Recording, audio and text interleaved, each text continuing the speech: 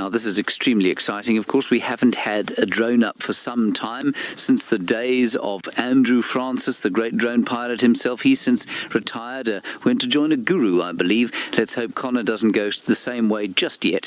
He's flying above quarantine clearings there.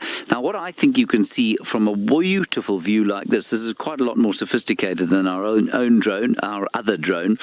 This one will be able to probably give us a lot closer look at the ground, but what you can see here, I suspect, is how sparse the grass is. You'll be able to see that although you've just been watching us here on foot and things look quite thick, from the air things look a lot more sparse. The trees look like they're a lot further apart from each other. You can see a lot of bare ground between the tufts of grass. So you can see that even though our drought has in theory broken, the ground is not exactly covered in a great verdant flush.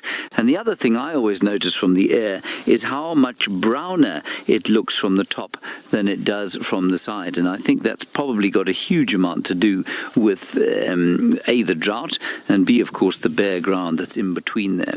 And I'm sure, even though we would never have been able to fly the old drone in this kind of wind, but this new sophisticated thing with, of course, our recently licensed pilot, Conner is, well, coping very well, it would seem. So that's a great big, gorgeous overhead view of quarantine clearings, where no doubt there are mongoose about to have their tea. They've dropped their scones. They're coming out onto the top of their little mounds, and they're looking at the drone.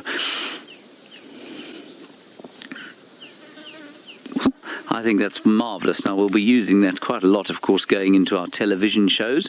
And, well, I just think it's so exciting to have a camera back in the air. And just to remind you, of course, we will be doing an 8-week series from the 1st of January, 10 p.m. Eastern Standard Time.